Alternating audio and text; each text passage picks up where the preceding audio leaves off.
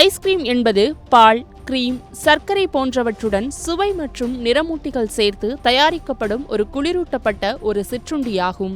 இவைகளில் பல வகை உள்ளன.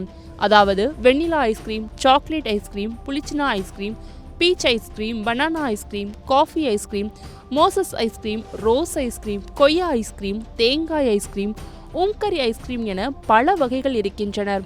இது ஒரு பக்கம் இருக்கட்டும், ஐஸ்கிரீமிற்கு ஒரு வரலாறு இருக்கின்றது.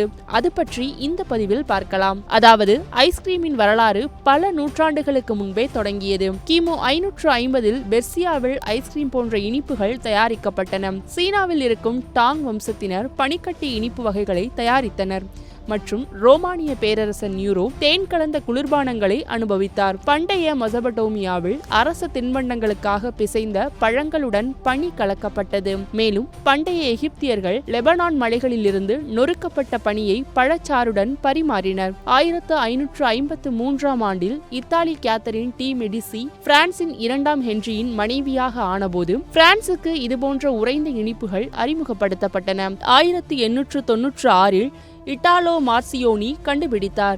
1920களில் முதல் ஐஸ்கிரீம் பார்க் கண்டுபிடிக்கப்பட்டது. ஐஸ்கிரீம் 16ஆம் நூற்றாண்டில் பிரான்சில் இருந்ததாக கூறப்படுகின்றது. பின்னர் 17ஆம் நூற்றாண்டில் ஐஸ்கிரீம் ஐரோப்பாவில் மிகவும் பிரபலமாகி பலவிதமான சுவைகளில் தயாரிக்கப்பட்டது. ஆனால் முதலில் பழங்களை வைத்து மட்டுமே தயாரித்தது என்பது ஆச்சரியமே.